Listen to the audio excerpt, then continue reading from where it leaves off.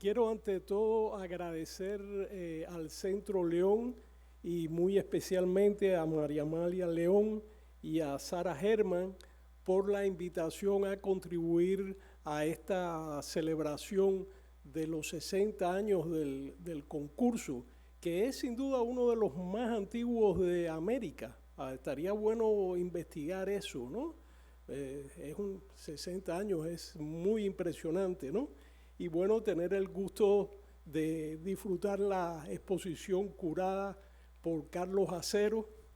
Y bueno, pues yo considero que el, el concurso León ha sido como una columna vertebral para el arte dominicano, estimulándolo, apoyándolo, legitimándolo, y de allí pues con tantos artistas, ¿no?, que han disfrutado de estos reconocimientos, pues se ha proyectado más allá al Caribe, ¿no? Y aquí es donde entro yo con este intento que voy a hacer, que es un intento, me parece, destinado al fracaso, porque pretendo hacer un perfil de la región que es una de las zonas más complejas y difíciles de definir del mundo.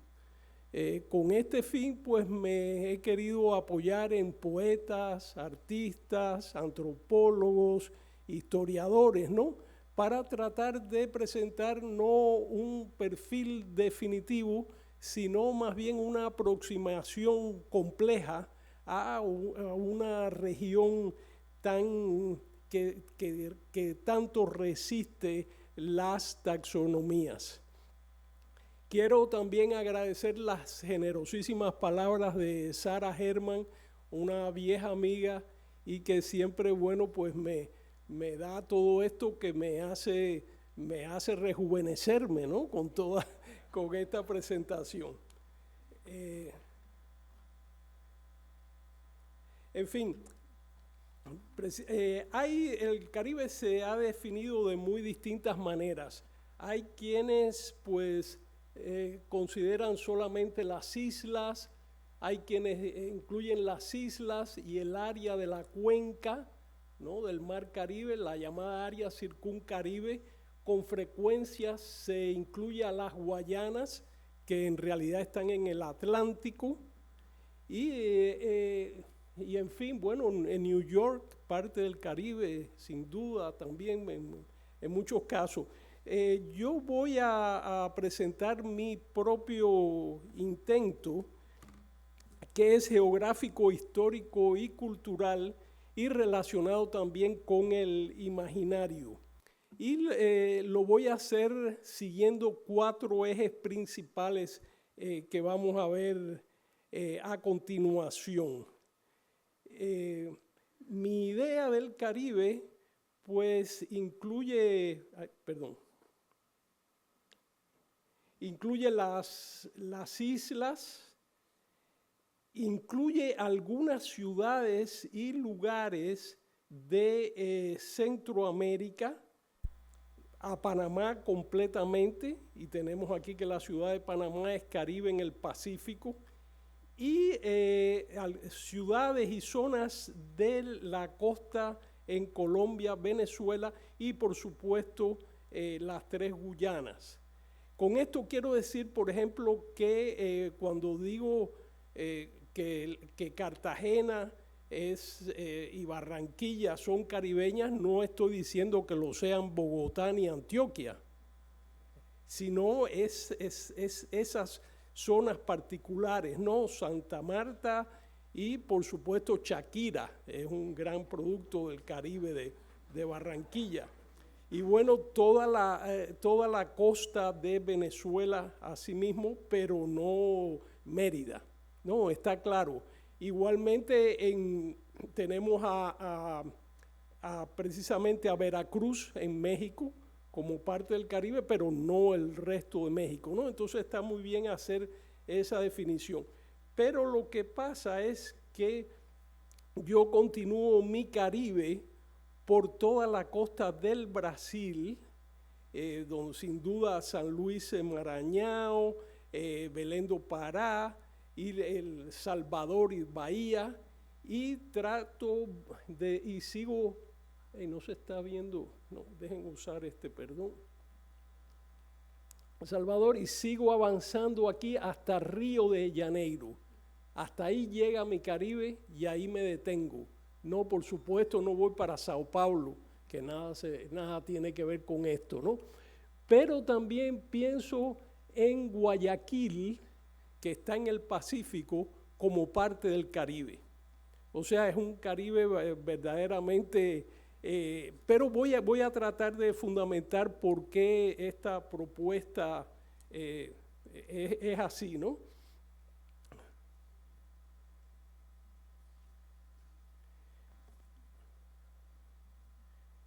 El primer eje al que me he referido es y es sin duda el más importante, el que da realmente el núcleo fundamental al Caribe. Y bueno, como ven, un punto depende del otro. A baja demografía aborigen, como decía el sabio Alejandro Lipschutz, hay que importar aborígenes. Donde no hay aborígenes para que trabajen, pues se importan de África. La pintura de Lam es un intento emblemático de expresar la cultura del Caribe usando las herramientas del modernismo. Presenta una cosmovisión no occidental, no taxonómica, en la que todo se mezcla. Humanos, animales, plantas, como si fueran parte de una misma energía, que es en realidad la noción de Axé en la cultura yoruba, que es una suerte de energía universal que está igualmente en una piedra o en una diosa. Y saben la fuerte presencia de esta cultura de África en Brasil, en Cuba, en Trinidad y en otros lugares del Caribe. Si Picasso se apropió de la máscara africana en total ignorancia de sus contenidos y funciones, solamente para una revolución estilística de la cultura occidental, vemos que es como si Lam tratara de meter estos contenidos en el lenguaje del cubismo. Aquí vemos, por ejemplo, la comparación con Le Demoiselle d'Avignon de Picasso y la jungla de Lam, ¿no? Se ve que el uso del cubismo de Lam es muy distinto, es un uso donde se trata de introducir la espiritualidad de origen en las máscaras. Esta artista basó sus obras en las cosmovisiones yoruba y congo presentes en Cuba, utilizando su propio cuerpo, y puede ser vista en el Museo Nacional en Santo Domingo en una muestra también curada por Carlos Acero. Pierre fue un sacerdote vodú que creó una iconografía para el panteón de esa religión que no existía. Es decir, él crea el imaginario budista en su obra. Iniciado en el Palomonte, la religión Congo en Cuba, este artista utiliza este conocimiento como base de su arte, al punto de que se puede hablar de que su pintura es una manifestación de la cultura Congo contemporánea, en el arte contemporáneo. Es un caso muy interesante. Un alto sacerdote del candomblé, profesor universitario y a la vez artista del performance, donde utiliza elementos rituales tomados con gran seriedad, con gran rigor, en estas obras híbridas que son parte prácticamente ritual del candomblé y parte obra de arte contemporánea. Jamaica es el país donde más religiones existen y muchas de ellas, la gran mayoría, son inventadas localmente. Este artista inventó la suya propia, de la cual por supuesto se proclamó en sumo sacerdote. Y entonces él tenía visiones en el paisaje, se ponía a meditar ante el paisaje y transcribía estas visiones en su pintura. Y vemos aquí de nuevo esta interrelación de todo, ¿no? Como aparece en la pintura de Lam, ¿no? Que está expresada plásticamente. Y él hizo también instrumentos musicales para las ceremonias de su religión. Y a mí me encanta que es para que un instrumento colectivo, que lo deben de tocar 4 ejecutantes, que se abrazan al instrumento, ¿no? Y es como si se abrazaran ellos mientras se hace esa magia de la música. Bueno, este artista se basa en una obra de abstracción geométrica de Hard Edge, basada en las formas del candomblé. Vemos aquí a la izquierda el Oshé de Shango, el dios del candomblé y de la Yoruba, y a la derecha, pues el tridente de Chu. Otro artista, también sacerdote, alto sacerdote del candomblé, utiliza técnicas artesanales y materiales empleados para elaborar objetos rituales de esta religión, pero él les da formas de su propia creación personal, es decir, crea esculturas, ya no objetos rituales. Sus acciones rituales y su body land art se inspiraron en la espiritualidad y las cosmovisiones afroamericanas creadas como arte.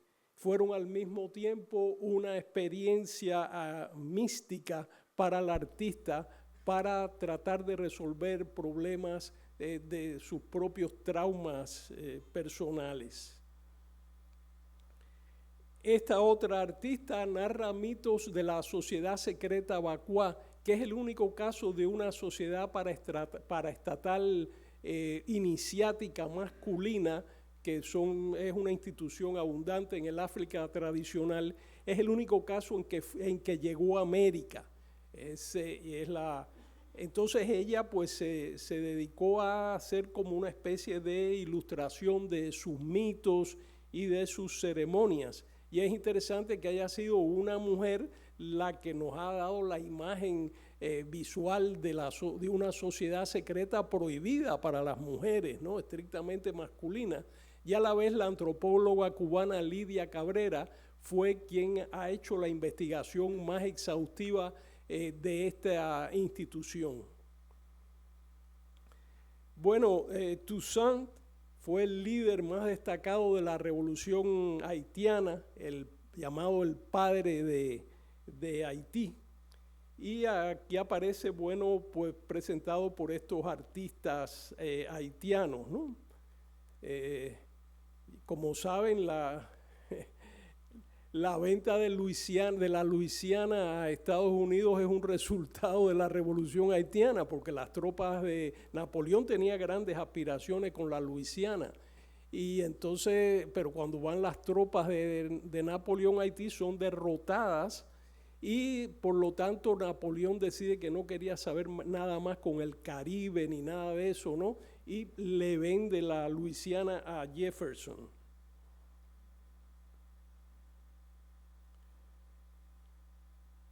El segundo eje es el que ven aquí.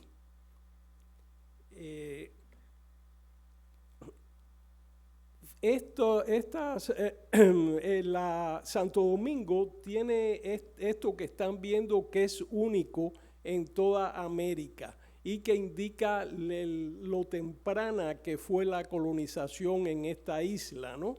Ahí ven las nervaduras góticas de la Catedral Primada de América, no, no hay esto en ningún otro lugar. Y esta bella, estilizada ventana puramente gótica de la Casa del Tostado, ¿no?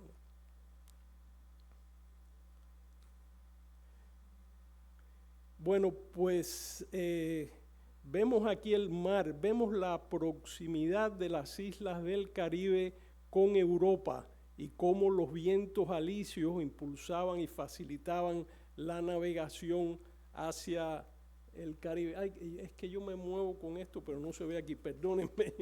Yo creo que lo estoy indicando con el cursor, pero no, bueno. El Caribe es el lugar de entrada, ¿no? Eh, y también tiene una relevancia extraordinaria en los inicios de la conquista y la colonización de América por los europeos, porque ustedes saben que, bueno, era el lugar de llegada, pero a la vez era todos los tesoros que venían de Bolivia y Perú llegaban a Panamá, y el canal de Panamá existe desde el siglo XV, desde el siglo XVI, ¿no? Que se llevaban todos estos tesoros por el camino de cruces a lomo de mula hasta el río Chagres, y de ahí se salía al mar Caribe, se reunían aquí en La Habana, y de La Habana pues partían escoltados hacia aquí, hacia Cádiz.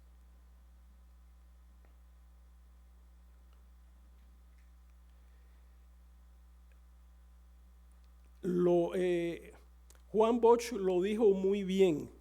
En el Caribe estaban las fronteras más débiles de los imperios europeos, y por lo tanto se dirimían sus guerras en buena parte aquí en el Caribe. Eso con tropas regulares y con los ¿cómo es que los corsarios, ¿no? La institución de la patente de corso. Esto hizo, bueno, de que surgieran las ciudades amuralladas típicas del Caribe.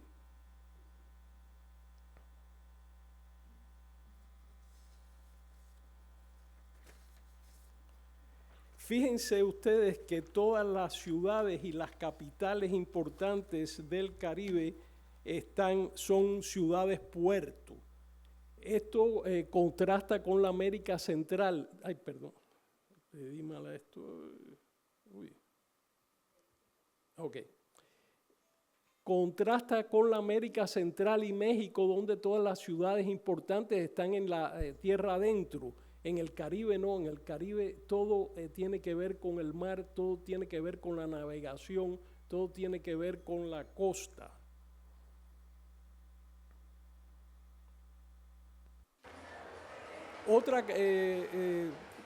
Esta es otra característica histórica del Caribe, ¿no? A la cual pues estos artistas panameños han reaccionado con este video muy humorístico. La última intervención norteamericana en el Caribe fue en el año 89 en Panamá.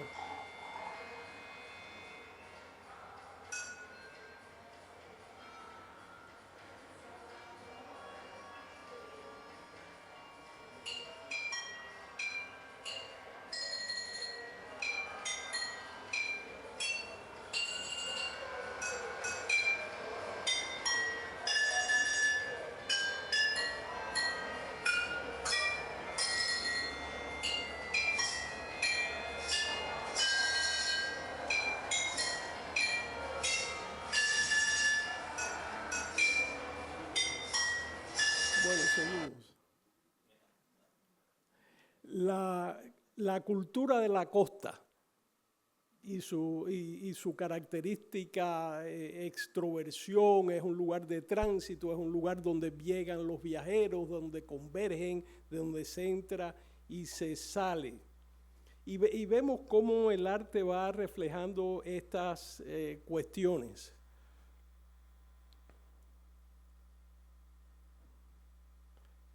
Aquí vemos, bueno, el componente afrodescendiente y a la vez el mar aquí en esta interesante pintura. Hay, debido a que el puerto de Cádiz y Sanlúcar de Barrameda eran los únicos lugares de entrada de los tesoros que iban de América, pues esto hizo lo que pueden ver, ¿no? La fuerte impronta de Andalucía en el Caribe hispano.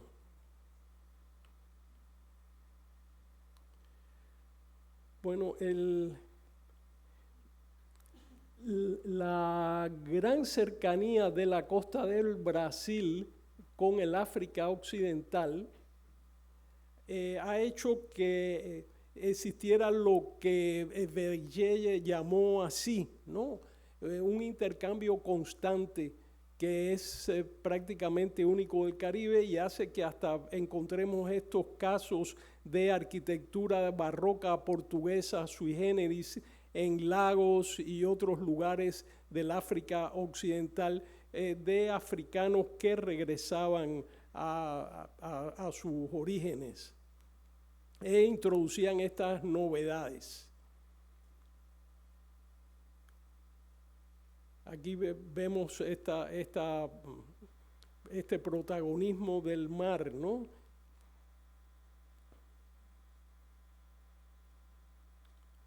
Bueno, un mar hecho de chanclas azules, ¿no? También en comentario hacia la emigración.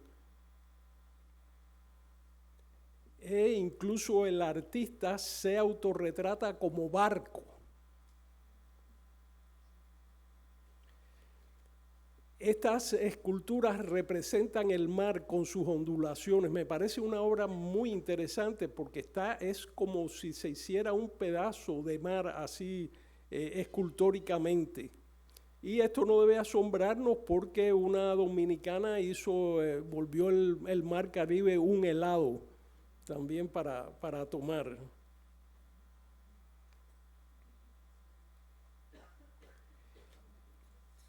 El antropólogo cubano ha querido ver la representación del huracán, incluso en el arte prehispánico, a partir de estas figuras donde él dice que se representa el movimiento en espiral de los huracanes, ¿no? Y esto, bueno, es muy polémico, pero lo que no cabe duda es que el espiral aparece mucho en todo el arte del Caribe. Wilfredo Lam nos da una visión negra, una visión trágica del huracán, y ven también una composición en espiral. La vemos acá también.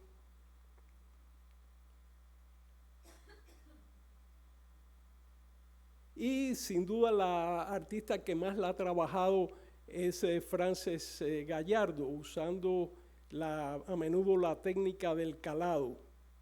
Y ella lo ha hecho tanto que recientemente tuvo una hija y descubrió que el huracán estaba hasta en la coronilla de su bebé. Aquí vemos un trozo real del alumbrado público arrancado por el huracán María en Puerto Rico. Bueno, tercer eje, las islas y toda la consecuente dialéctica, insularidad, universalismo.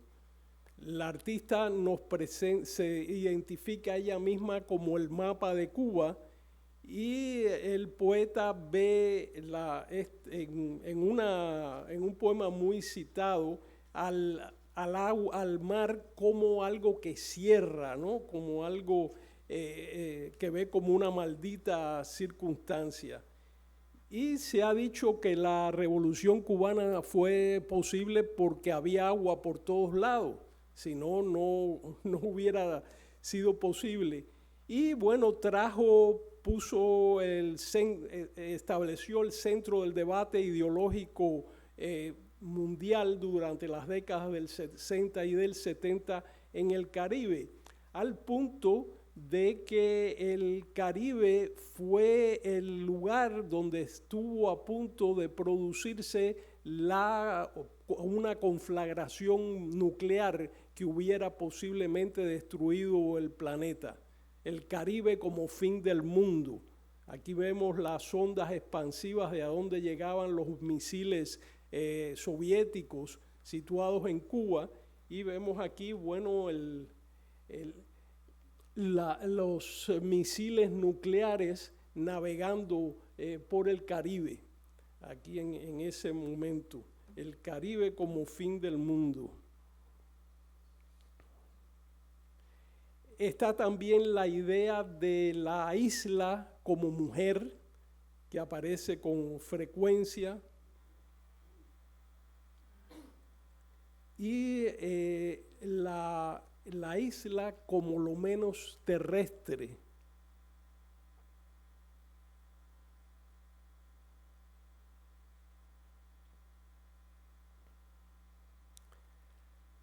Hay también una frecuente representación de la isla en el arte de nuestra región.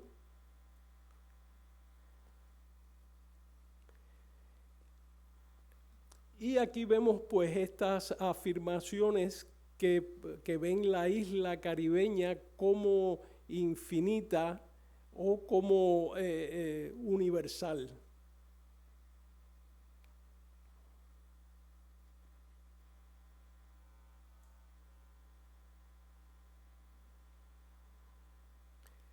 Cuarto eje, la tremenda diversidad humana, cultural del Caribe.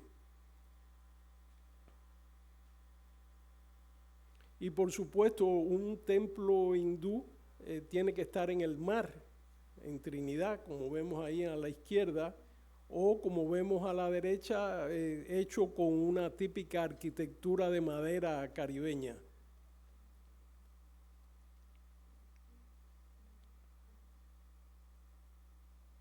Región receptora de inmigrantes. En la segunda mitad del siglo XX se pasa a lo contrario, a una región de emigrantes, ¿no? Y vemos aquí a la derecha esta obra que se presentó precisamente en la Trienal del Caribe, donde un grupo de artistas, casi todos puertorriqueños, pues hacían el viaje opuesto, cruzaban desde Puerto Rico hasta la República Dominicana, ¿no? Y no como los boat people.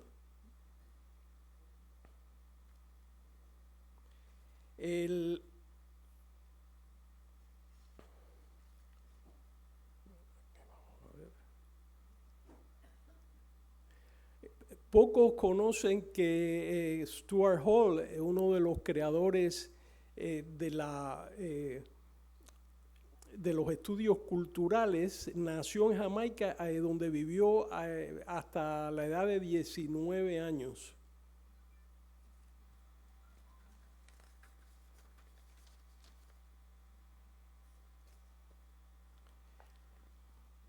Esta es una de las razones por las cuales se ha acuñado la expresión América Latina y el Caribe, porque hay un Caribe anglófono, otro de habla holandesa, y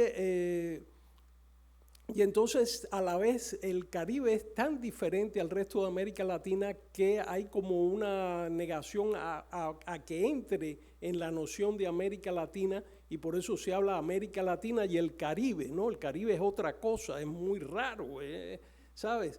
Pero yo no me niego a usarla porque me parece que en América Latina también es un ámbito muy diverso, ¿no? Y pensemos, por ejemplo, los argentinos son muy diferentes, ¿no? El Cono Sur, Uruguay, ¿no? Entonces, ¿por qué separar al Caribe simplemente porque el Caribe anglófono no es latino, pero es que el término América Latina ya es muy problemático, tampoco son latinos los pueblos originarios ni los afrodescendientes.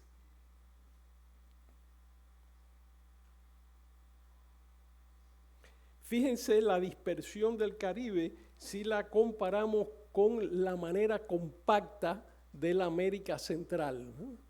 El Caribe es todo dispersión, ¿no?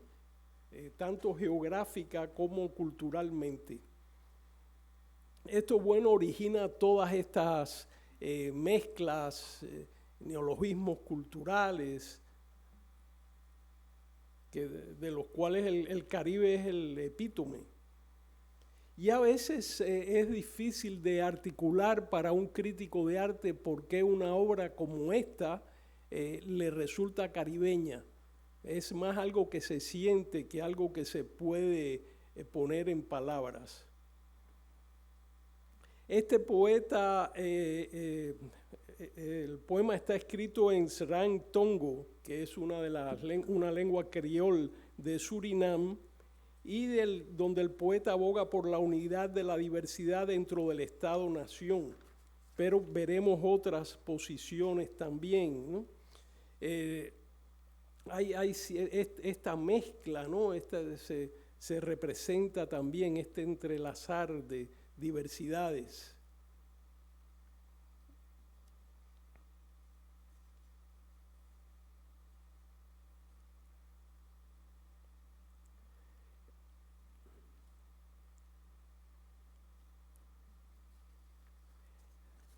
Aquí vemos cómo la LO, es decir, como estos dos poetas exclaman y reaccionan de maneras diferentes a la imposición colonial. Y una poeta neoyorquina, pues también reacciona a su duplicidad cultural.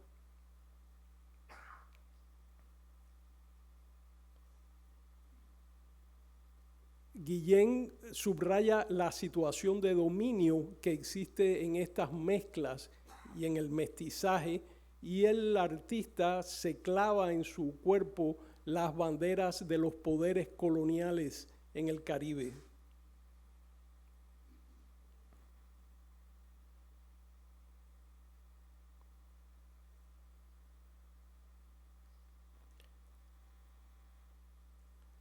Es interesante cómo se ve la indeterminación, ¿no? Estos rasgos como positivos y como hasta una posible lección para un mundo global.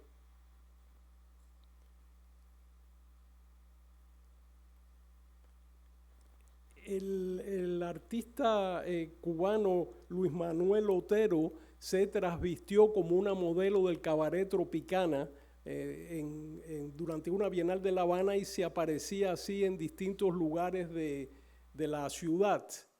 Y debo decir que por este artista, por su obra crítica y activista, está sufriendo 5 años de prisión en Cuba y ha cumplido ya 3 y le ha sido negada la libertad condicional. Es un caso de otros también que hay en Cuba. Y bueno, aquí tenemos estas visiones idealizadas del Caribe, ¿no? De donde se proclama todas estas diversidades de una manera bastante edulcorada. Y bueno, una representación idílica del Caribe como mundo interrelacionado, interconectado, que no lo es en realidad. Y estos colores vivos se asocian mucho con el arte del Caribe, pero vemos que no es siempre así como en este caso. Y bueno, esta también es la realidad del Caribe y no en último lugar.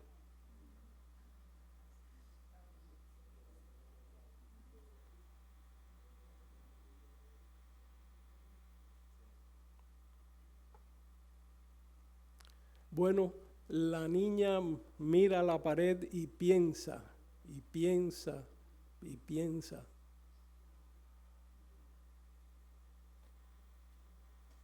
Y yo diría que es un buen resumen.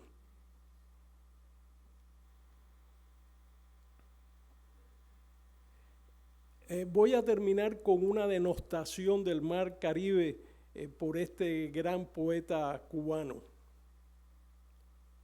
¿Qué hiciste de las islas venturosas, hijas de los prodigios y las noches? Si no hay en ti sino las viejas cosas, burlas, grilletes, buitres y fantoches. En vez de buenas nuevas, iras viejas. En vez de fundaciones, pesadillas. Quisimos mitos y nos das consejas, calaveras en vez de maravillas. Cólera y viento y luz enajenada, tú trastornas los tiempos y los fundes en una sola huraña madrugada, donde todo lo niegas y confundes. Y ven que aquí también el poeta le echa la culpa al mar.